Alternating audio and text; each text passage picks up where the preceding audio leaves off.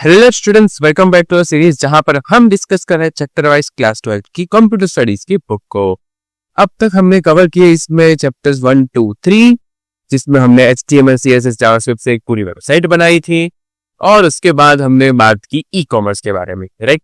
उसके बाद हम आए ये चैप्टर पर object oriented programming, chapter number 6, ठीक है। तो अब हम आ चुके हैं वापस 6 चैप्टर की एक्सरसाइज को डिस्कस करने के लिए। ये चैप्टर में हमने बात की थी ऑब्जेक्ट ओरिएंटेड प्रोग्रामिंग, एक दर्दनाक टॉपिक की, राइट। इसमें थोड़ी सी थियरी थी complex, but I hope I was able to explain you completely and properly, ठीक है। तो अगर वो वीडियो नहीं देखा है थियरी का तो जल्दी से जाओ वो वीडियो देखकर आओ, क्योंकि वो वीडियोस में मैंने काफी अच्छे से डिस्कशन किया हुआ है कि कैसे ऑब्जेक्ट ओरिएंटेड प्रोग्रामिंग के अलग अलग कंसेप्ट रहते हैं, ओके। ऑब्जेक्ट ओरिएंटेड प्रोग्रामिंग के बारे में, ओके, ठीक है। तो अगर वो सेशन मिस हो गया तो मैं ऊपर आई बटन में ये टाइम स्टैम्प पर दे दूंगा, ओके। एक बार वो अच्छे से देख लेना। बाकी शुरू करते हैं चैप्टर नंबर 6, तो उसकी एक्सरसाइज का डिस्कशन। तो उसी के साथ मैं आप सबको स्वागत करता हूं अपनी चैनल टीएस कोडिंग पर, ठीक है। तो इसमें टॉपिक्स का तो कुछ मतलब है नहीं, हम एक्सरसाइज ही डिस्कस करने वाले हैं, ओके। तो थियोरेटिकल क्वेश्चन में हमारे टोटल 7 क्वेश्चन है, तो वो सारे 7 हम लोग डिस्कस करेंगे। First question, list the features supported by object oriented program. अब ऑब्जेक्ट ओरिएंटेड प्रोग्रामिंग में मैंने एकदम स्टार्टिंग में एक आपको 4 फीचर्स बताए थे उसके, ठीक है। क्या क्या थे तो वो देख लो अभी। Abstraction, encapsulation, polymorphism and inheritance, right. तो ये जो 4 टॉपिक्स है, ये जो 4 फीचर्स है हमने बात की थी, पूरे के पूरे में हमने यही बात की थी, राइट। अब एब्स्ट्रैक्शन क्या था? इम्प्लीमेंटेशन डिटेल्स हाइड करके आप प्रोग्राम को दिखाते हो, लाइक उसका यूजेज करते हो, ठीक है। That is abstraction. एनकैप्सुलेशन क्या था? कोई भी अंदर का डेटा चेंज ना हो तो उसके इर्द गिर्द एक पूरा शेल बनता है, ठीक है। तो वो करने का काम कौन करता है? तो एनकैप्सुलेशन करता है। सब हम लोग देखेंगे, ठीक है, सब हम लोग जावा में देखेंगे अच्छे से, डोंट वरी। नेक्स्ट है पॉलीमॉर्फिज्म। जब आप एक चीज को मल्टीपल तरह से यूज करो, it is polymorphism. And inheritance, जब कोई ऊपर के जो पेरेंट क्लास है उसका फीचर्स, उसके सारे फीचर्स लेकर एक आप चाइल्ड क्लास बनाओ और वो चाइल्ड क्लास थोड़ा ज्यादा स्पेशलाइज्ड हो, तो that is known as inheritance. समझ गए? नहीं समझे? थोड़ा डेप्थ में था, थोड़ा डिफिकल्ट लैंग्वेज था, लेकिन मेरे पास इससे ज्यादा इसको मैं इजी कर पाऊँ तो भाई आप कमेंट करके बताओ, ठीक है। ये सेम चीज आप कमेंट पे तुमसे बता रहा हूं। नेक्स्ट क्वेश्चन की तरफ बढ़ते हैं। नेक्स्ट क्वेश्चन में distinguish between class and object, सीधी सी बात है। ऑब्जेक्ट क्या है? तो कि एक फिजिकल एंटिटी है दैट एग्जिस्ट इन मेमोरी। हमने क्या बात की थी? हमने बात की थी वो ऑब्जेक्ट्स के बारे में कि वो कुछ ऐसी चीज है जिसके इर्द गिर्द पूरा उसका पूरा प्रोग्राम बनता है, पूरा कोड बनता है, ठीक है। तो it has its own unique state and behaviour as defined by its class, ठीक है। उसका क्या है? उसका खुद का मेथड, उसका खुद का स्टेट, उसका खुद का बिहेवियर, उसकी खुद की प्रॉपर्टीज, उसके खुद के एट्रीब्यूट्स, ये सारी चीजें होती है, राइट। समझ रहे हो? तो that is what is called as an object. याद आया कुछ? हमने बात की थी ऑब्जेक्ट में, ओके। तो जब हमने ऑब्जेक्ट के बारे में बात कर ही ली है तो हम लोग अब क्लास के बारे में बात करेंगे, ठीक है। अब जबकि हमने बात कर ही ली है ऑब्जेक्ट के बारे में, तो अब हम लोग आगे बढ़ते हैं क्लास के बारे में समझने के लिए, ठीक है। तो क्लास क्या है? इट इज अ ब्लूप्रिंट और a template from which the objects are created. मतलब तो कि जब लाइक से हमने वहां पर भी एग्जांपल लिया था, अब मैं यहां पर भी एग्जांपल ले रहा हूं, ठीक है। अब ये क्या है? अरे रुको, अच्छा सा बनाते हैं ना, ऊंचा है हाइलाइटर रेडिकल लगा लेते हैं, ठीक है, ठीक है, ओके। अब ये ब्लैक स्क्रीन है, अब मेरे को ये दिक्कत देगा। Anyways, okay. तो समझो, जब हम लोग लेग से हम लोग लेते हैं एक बॉल, ठीक है। एक बॉल के बारे में बात करते हैं। बॉल के बारे में बात करते वक्त मैं बोलूंगा, रुक जाओ, एक है क्या वाइट स्क्रीन, ये मिल गया, ओके। सब देखो, ये है क्या है? ये है बॉल, ओके। ये है एक बॉल। अब ओके, ठीक है, लेट्स कंटिन्यू। ओके, एक बॉल के बारे में हम लोग बात करेंगे, क्योंकि बॉल का हम लोग ले लेते, लेट्स से सीजन का क्रिकेट का बॉल ले लेते, ठीक है। तो उसका कलर हो गया, उसका शेप हुआ, उसका साइज हुआ, उसका वेट हुआ, ठीक है। ये सारी चीजें क्या हो जाएगी, एक टेम्पलेट मतलब एक कॉमन हेडिंग हो जाएगी सारे बॉल्स के बीच में, ठीक है। अब लेट्स से हमने सीजन की बॉल की जगह हम लोग टेनिस का बॉल ले, तो हम लोग उसको फिर से उसके शेप, उसका कलर, उसका साइज, उसके वेट के हिसाब से हम लोग उसको डिफरेंशिएट कर पाएंगे। सेम चीज अगर लेट्स से हम लोग लेते हैं फुटबॉल को, तो फिर से उसका शेप, उसका कलर, उसका साइज, उसका वेट, उस हिसाब से हम लोग इसको डिफर कर पाएंगे, ठीक है। तो ये क्या होगा, एक टेम्पलेट हो गया कि जो मैं सारे बॉल्स के लिए अप्लाई कर पाऊंगा, ठीक है। तो सेम चीज हो गई class. Class is a blueprint और a template from which objects are created. It's a logical entity that defines the properties and behavior that the objects will have. Okay? It does not occupy memory space until the object is created. भूल जाओ इसको, ठीक है। तो ये बात हो गई अपने ये बात हो गई अपने क्लास एंड ऑब्जेक्ट के बीच में, ठीक है। ओके, नेक्स्ट क्वेश्चन की तरफ बढ़ते हैं, एनकैप्सुलेशन एंड डेटा एब्स्ट्रैक्शन, ठीक है। एनकैप्सुलेशन मैंने जैसे स्टार्टिंग में ही बताया कि वो क्या है, एक जो आपका डेटा है उसके इर्द गिर्द पूरा शेल अगर बन जाए, ठीक है, उसको प्रोटेक्ट करने के लिए, ठीक है, तो वो क्या हो जाएगा, उसको बोलेंगे एनकैप्सुलेशन। और डेटा एब्स्ट्रैक्शन मतलब क्या, mechanism of hiding the implementation details and exposing only the essential functionalities to the users. Okay, जैसे कि हमने यूज किया था कहां पर, सी लैंग्वेज में print f function, right.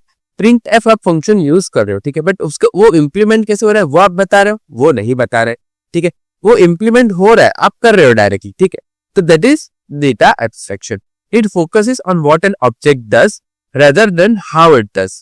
Okay, और इट्स प्राइमरी पर एनकैप्सुलेशन की बात करें क्योंकि पूरा का पूरा डेटा को ही छुपा कर रखता है, वो चेंज ना हो पाए, वो एनकैप्सुलेशन देखता है, ठीक है।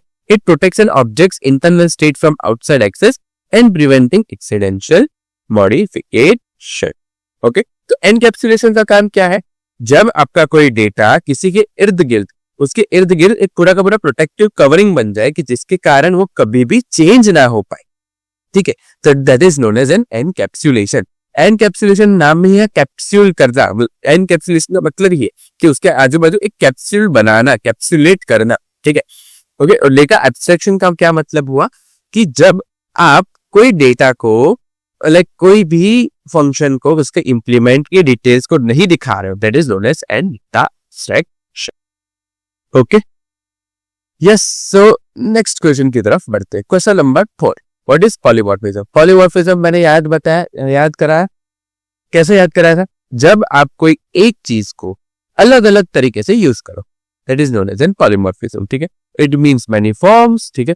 It is mainly achieved through overloading.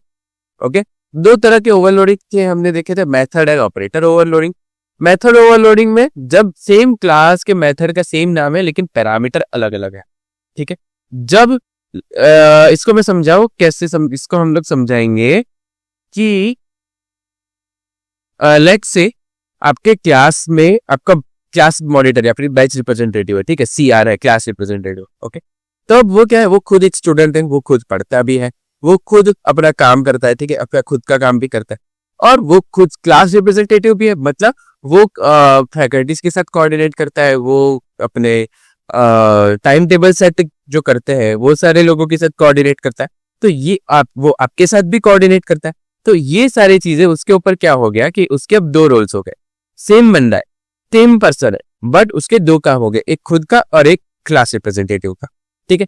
तो ये दोनों चीज अब क्या हो गए, इसके ऊपर ओवरलोड हो गई. तो that is known as an method overloading.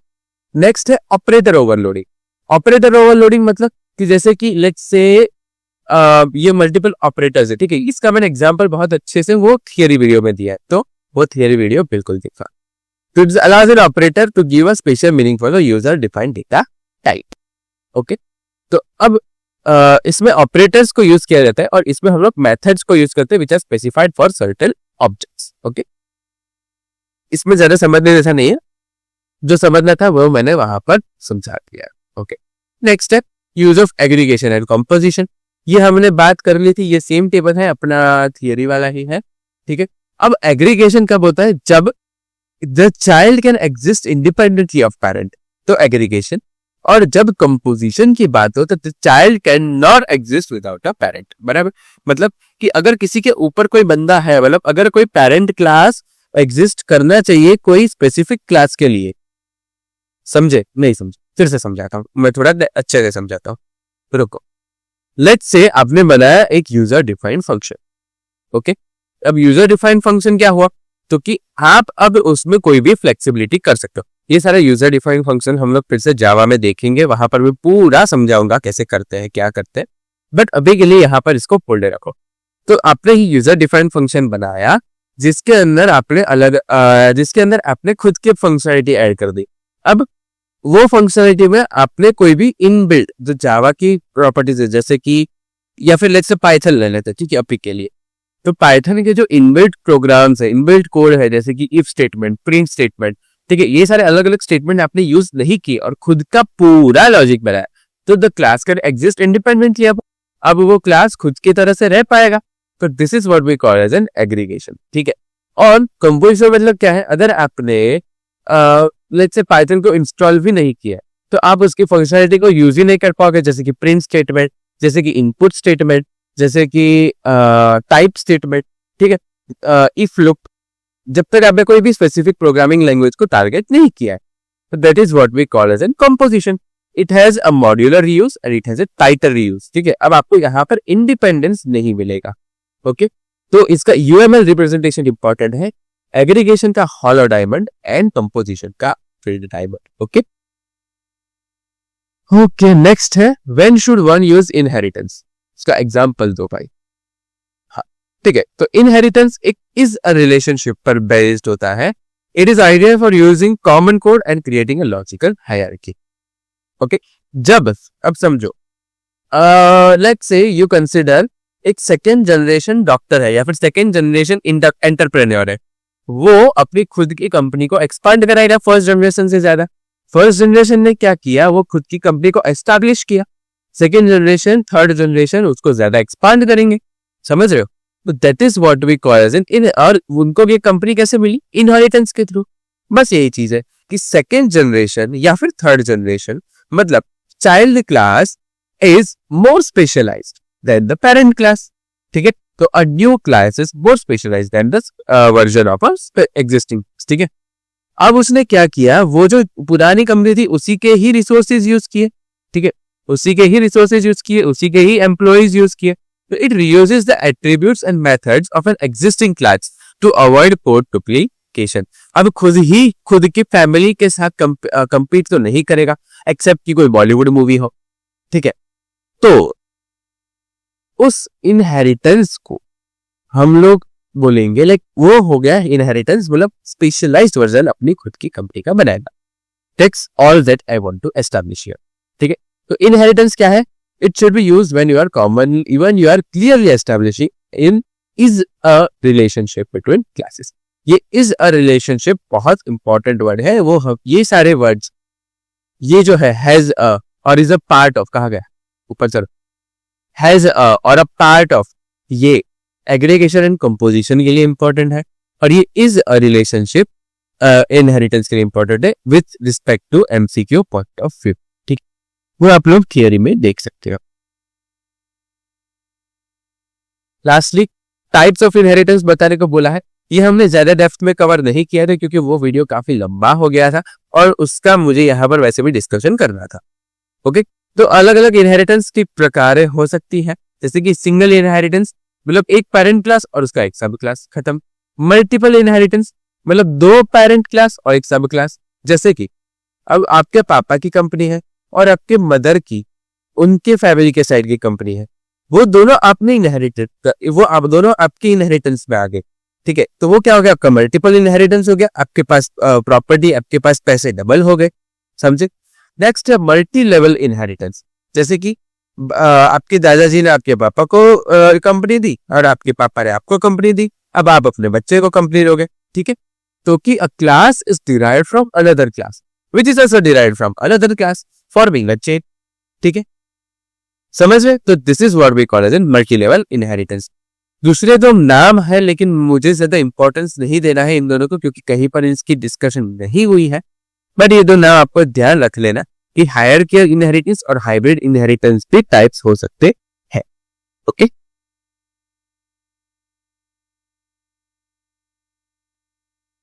और राइट, तो इसी के साथ हमारे थियरी क्वेश्चंस कंप्लीट होते हैं।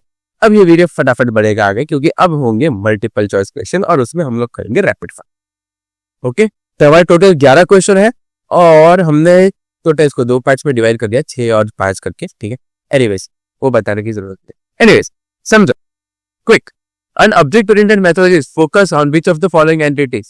जब भी ऑब्जेक्ट ओरिएंटेड प्रोग्राम होता है तब क्या हम लोग किसके ऊपर फोकस करते हैं? डेटा पर, फंक्शन पर, ऑब्जेक्ट या फिर सब पे? याद करो हमने स्टार्टिंग में इंट्रोडक्शन में बात की थी, 2 प्रकार के प्रोग्रामिंग होते हैं, एक स्ट्रक्चरल या फिर प्रोसीजरल जहां पर हम लोग डेटा पर बात करते हैं, और दूसरा ऑब्जेक्ट ओरिएंटेड जहां पर हम लोग ऑब्जेक्ट्स के बारे में बात करते हैं। Okay, next, which of the following best suits to जावा?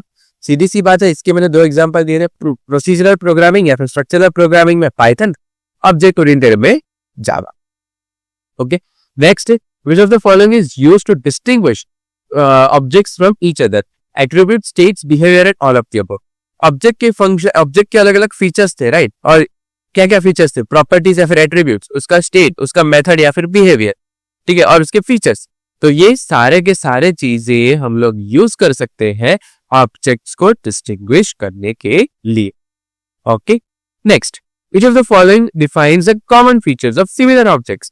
याद करो, ये किसकी बात कर रहा है? Common features of similar objects. कुछ टेम्पलेट के बारे में बात हो रही है, तो आंसर क्या आएगा? Class. Which of the following is not a visibility symbol? इसको अभी के लिए याद रख लो, स्टार्ट।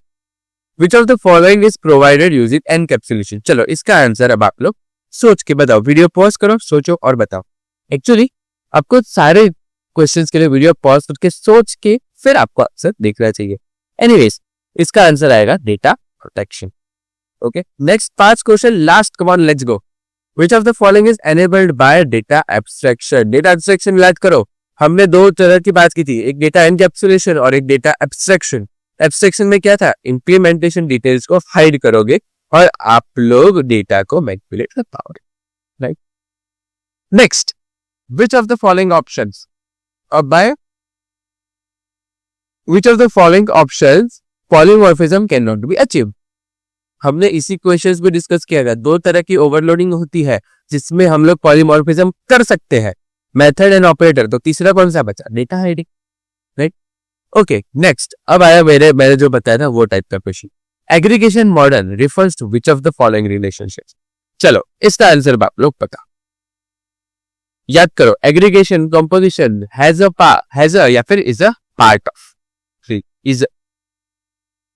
इज अ या फिर अ या फिर हैज अ, उस हिसाब से थी, कुछ लेना यार। एनीवेज, इसका आंसर आएगा is a relationship. Okay, inheritance model refers to which of the following relationship? अब ये बता, अ पार्ट ऑफ रिलेशनशिप, ठीक है।